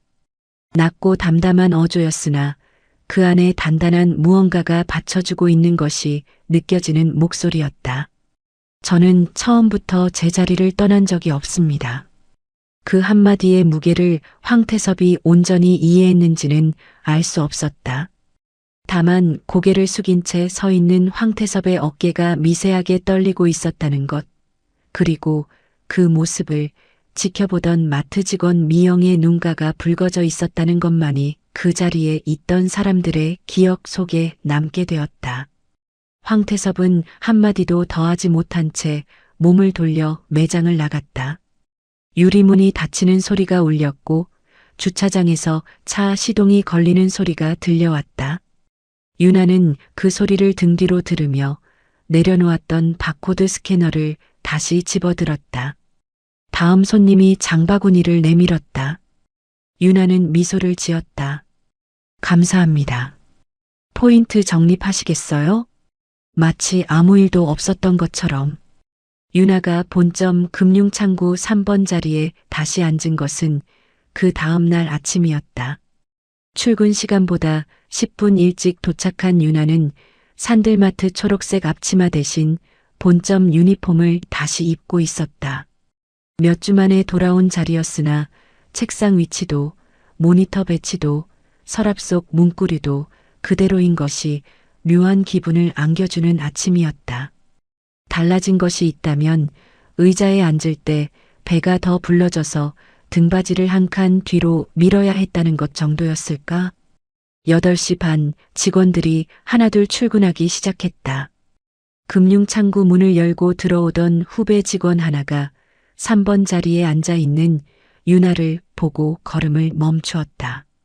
눈이 커졌다가 이내 시선을 피하며 자기 자리로 향하는 모습이었다. 그 뒤를 이어 들어오는 직원들도 마찬가지였다.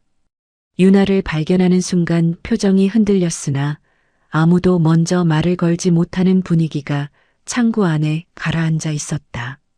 몇 주 전까지 단톡방에서 유나를 빼고 회의에서 발언권을 차단하고 점심시간에 등을 돌렸던 사람들이었으니까.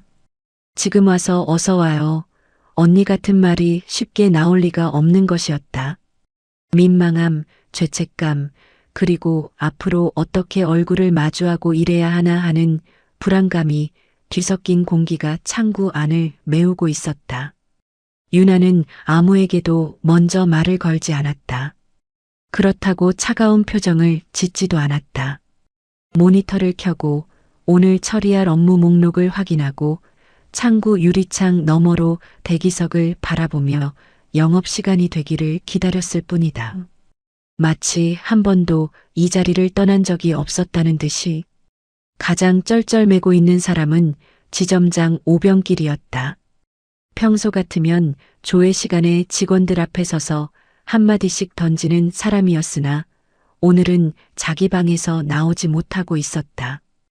유리 칸막이 너머로 보이는 오병길의 모습은 서류를 넘기는 척하면서 연신 창구 쪽을 훔쳐보는 것이었는데 유나와 눈이 마주칠 때마다 고개를 확 돌리는 모습이 누가 봐도 우스꽝스러운 것이었다.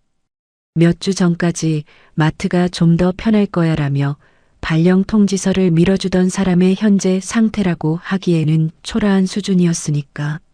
9시 영업이 시작되었다. 첫 번째 고객이 3번 창구 앞에 앉았을 때 유나의 얼굴에 평소의 미소가 돌아왔다. 어서 오세요. 어떤 업무 보러 오셨어요? 70대 어르신이었다. 숨에 대금 확인차 왔다는 말을 듣고 유나가 모니터를 두드리기 시작했는데 어르신이 먼저 입을 열었다. 아이고, 유나 씨 돌아왔구먼. 그동안 어디 갔었어? 다른 직원한테 맡겼더니 맨날 틀리더라고. 잠깐 다른 데서 일하고 왔습니다. 이제 다시 여기 있을게요, 어르신. 어르신이 환하게 웃으며 그래, 유나 씨가 있어야 마음이 놓여라고 말했을 때 옆 창구에서 그 대화를 듣고 있던 후배 직원의 어깨가 움츠러드는 것이 보였다. 유나가 없는 동안 민원이 얼마나 쌓였는지 고객들의 불만이 어느 수준까지 올라갔는지를 가장 잘 아는 것은 그 자리를 대신 앉았던 직원이었을 테니까. 오전이 지나면서 윤아의 복귀 소식은 본점 건물 안에서 빠르게 퍼져나갔다. 2층 관리부서 직원들 사이에서도 3층 비서실에서도 수군거림이 이어지고 있었다. 산들마트에서 조합장이 윤아에게 고개를 숙였다는 소문은 이미 마트 직원들의 입을 통해 바깥으로 흘러나온 뒤였고, 박종팔 회장이 조합장실에서 거래 전면 중단을 통보했다는 이야기도 건물 안을 돌고 있었다. 두 가지 소문이 합쳐지면서 하나의 그림이 완성되고 있었으니 조합장이 왜 윤아를 마트로 보냈고 왜 다시 데려와야 했는지를 이제 모르는 사람이 없는 상황이 된 것이다. 그리고 그 소문은 조합 본점 안에서 멈추지 않았다.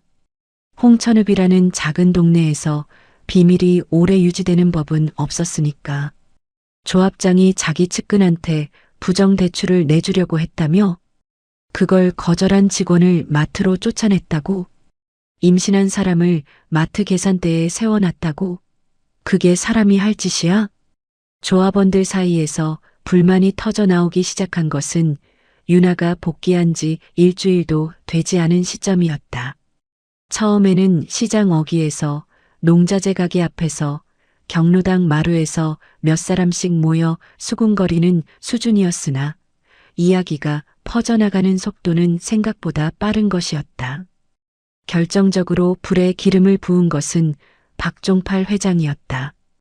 회장이 직접 나서서 무언가를 한 것은 아니었으나 태산식품 거래처 사장들과 만나는 자리에서 요즘 조합 운영이 엉망이더라는 한마디를 흘렸고, 그 한마디가 홍천 상인들 사이를 타고 돌면서 조합장에 대한 불신이 걷잡을 수 없이 커지기 시작한 것이다. 부정 대출만이 아니라 조합 자금도 이상하게 쓰고 있다면서? 자기 사람 심으려고 멀쩡한 직원들을 밀어내고 있대. 소문은 소문을 낳았고 오래 묻혀있던 이야기들이 수면 위로 떠오르기 시작했다. 황태섭이 취임 후 교체한 인사들, 조합 운영비로 처리한 접대비 내역, 측근에게 몰아준 사업 계약 하나하나가 조합원들의 입을 통해 퍼져나가면서 불만은 임계점을 향해 치닫고 있었다. 윤아가 복귀한 지 2주째 되던 날, 조합 게시판에 조합원 서명이 올라왔다. 조합장 경영 실태 감사 및 임시총회 소집 요구서라는 제목이 붙어 있었고, 서명한 조합원 수는 300명을 넘어서고 있었다. 조합 정관에 따르면 조합원 10분의 1 이상의 서명이 모이면 임시총회를 소집해야 하는 규정이 있었으니 3,000명 조합원 중 300명의 서명은 그 기준을 충족하고도 남는 수치였다. 황태섭은 임시총회 소집을 막아보려 했으나 정관에 명시된 절차를 거부할 권한은 조합장에게도 없는 것이었다. 결국 11월 마지막 주 토요일, 태백산 농산물 협동조합 본점 3층 대회의실에서 조합원 임시총회가 열리게 되었다. 총회 당일 대회의실은 의자가 모자랄 정도로 조합원들이 몰려들었다. 200석 규모의 회의실에 250명 가까운 사람이 들어차 있었고 뒤쪽 벽에 기대어 서 있는 사람도 적지 않았다. 농가 어르신들, 읍내 상인들, 젊은 조합원들까지 평소 총회의 얼굴도 비치지 않던 사람들이 이날만큼은 자리를 채우고 있었다. 단상 위에 조합장 황태섭이 앉아 있었으나 그의 얼굴에는 취임식 때의 여유가 사라진 지 오래인 것이 한눈에 보이는 상태였다. 옆에 앉은 오병길의 표정도 다르지 않았다. 총회 사회를 맡은 감사가 개회를 선언하고 안건이 상정되었다. 조합장 경영 실태 감사보고 및 신임 투표라는 안건이었다. 먼저 감사보고가 진행되었다. 조합감사위원회가 지난 2주간 조사한 내용이 하나하나 읽혀나갈 때마다 회의실의 온도가 올라가는 것이 느껴졌다. 조합장 취임 이후 측근 3명에게 무담보대출 총 9억 원이 집행되었으며 이 중 7억 원은 여신 심사 절차를 거치지 않은 것으로 확인되었습니다. 특히 최초 1건은 서윤아 직원이 규정 위반을 이유로 거절하였으나 이후 다른 직원을 통해 처리된 것으로 확인되었습니다. 객석에서 웅성거림이 터져나왔다. 황태섭이 입을 열려 했으나 감사의 보고는 멈추지 않았다. 조합 운영비 중 접대비 항목으로 처리된 금액이 전년 대비 340% 증가하였으며 이 중 상당 부분이 조합장 개인 식사 및 골프 비용으로 사용된 정황이 확인되었습니다. 인사 발령과 관련하여 우수친절사원 3회 수상 직원을 정당한 사유 없이 사나마트 판매직으로 전보 발령한 사실이 확인되었으며 해당 직원이 임신 7개월인 상태였음에도 마트 계산대 근무를 지시한 것은 근로기준법상 모성보호 조항 위반 소지가 있는 것으로 판단됩니다. 회의실이 술렁였다. 여기저기서 말도 안 돼. 저런 놈이 조합장이야? 하는 목소리가 터져나오기 시작했다. 뒤쪽에 서 있던 농가 어르신 한 분이 큰 소리로 외쳤다. 서윤아 씨를 마트로 보낸 게 당신이야? 그 착한 직원을 임신한 몸으로 쌀포대 들게 만들었어? 황태섭이 마이크를 잡으려 했으나 손이 떨려서 제대로 잡지 못하는 모습이었다. 그건 오해가 있는 부분이고 업무 조정 차원에서. 업무 조정? 그게 업무 조정이야? 객석 중앙에서 한 사람이 일어섰다. 박종팔 회장이었다. 회장이 일어서자 회의실의 시선이 일제히 쏠렸고 웅성거리던 소리도 잠시 가라앉았다. 내가 한마디 하겠소. 박종팔의 목소리는 높지 않았으나 회의실 구석구석까지 또렷하게 울려 퍼지는 것이었다. 서윤아 직원은 내 사업체 거래를 78년간 맡아온 사람이요.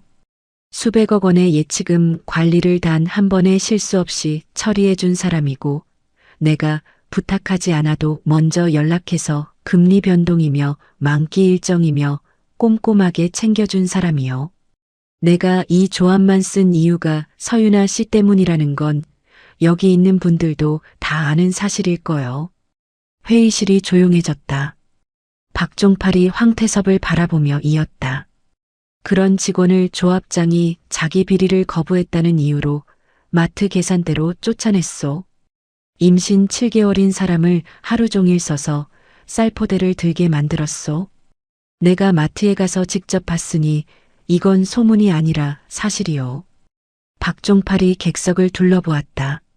나는 이 사람 밑에서 조합이 운영되는 한 단 한 푼도 여기에 두지 않겠다고 통보한 사람이요. 그건 지금도 변함없소. 조합원 여러분이 판단해 주시오. 박종팔이 자리에 앉자 회의실 곳곳에서 박수가 터져나왔다. 황태섭의 얼굴은 이미 사색이 된 상태였고 옆에 앉은 오병길은 고개를 숙인 채 단상 바닥만 바라보고 있었다. 그때 감사가 한 가지를 더 보고했다. 추가로 해당 직원이 조합장의 부정대출 지시를 거절한 이후 기록해둔 내용이 제출되었습니다. 조합장의 대출 지시 날짜, 시간, 측근 이름, 금액, 그리고 거절 사실까지 상세하게 기록되어 있으며 이후 업무 박탈, 따돌림, 부당정보 과정도 날짜별로 정리되어 있습니다. 감사위원회는 이 기록의 신빙성을 확인하였습니다. 윤아가 스마트폰 메모 앱에 매일 밤 꼼꼼히 기록해왔던 내용이 마침내 빛을 발하는 순간이었다. 창구에서 쫓겨나던 날에도 마트에서 쌀포대를 들던 날에도 조합장 측근에게 조롱을 당하던 날에도 윤아는 단 하루도 빠뜨리지 않고 기록을 이어왔던 것이다. 날짜, 시간, 장소, 상황, 발언 내용까지. 감정은 한 줄도 적혀 있지 않았으나 사실만으로 이루어진 그 기록은 어떤 감정적 호소보다도 강력한 증거가 되어 있었다. 황태섭이 마이크를 잡고 변명을 시도했다. 그 기록은 일방적인 주장일 뿐이고 조합장님, 객석 뒤쪽에서 차분한 목소리가 들려왔다. 윤아였다. 총회장 뒤편에 서서 지켜보고 있던 윤아가 한 발짝 앞으로 나섰다. 250명의 시선이 불룩한 배에 본점 유니폼을 입은 여직원에게로 쏠렸다. 제 기록에는 날짜와 사실만 적혀 있습니다. 조합장님께서 지시하신 대출건의 날짜, 금액, 측근 이름은 조합 전산 기록과 대조하면 확인되는 것들입니다. 일방적인 주장인지 아닌지는 전산 기록이 말해줄 겁니다. 윤아의 목소리는 떨리지 않았다. 마트 계산대에서 감사합니다. 안녕히 가세요를 반복하던 그 차분한 어조 그대로였으나 한마디 한마디가 회의실 안에 무겁게 내려앉는 것이었다. 황태섭의 입이 벌어졌다가 닫혔다. 구체적인 날짜와 금액 앞에서 오해라거나 업무 조정이라는 말은 더 이상 통하지 않는 상황이었으니까.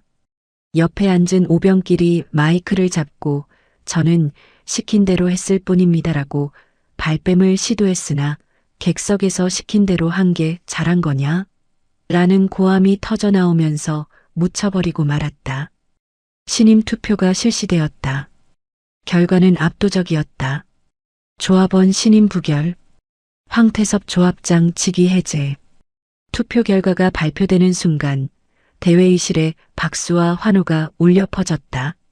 황태섭은 단상 위에서 고개를 떨군 채 일어서지 못하고 있었고 오병길은 이미 자리를 뜬 뒤였다.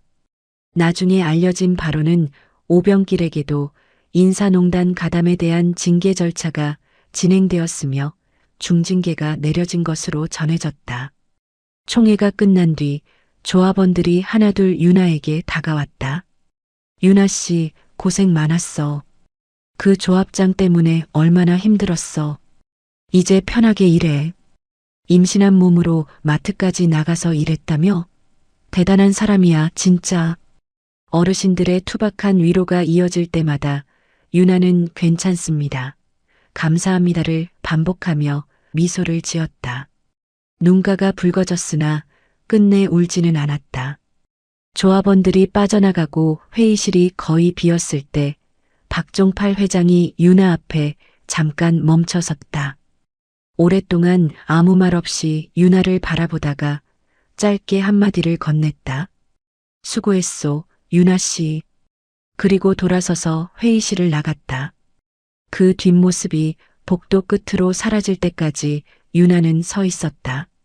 수년간 쌓아온 신뢰가 만들어낸 한마디라는 것이 그런 것이었으니까. 대회의실에 윤아 혼자 남겨졌다.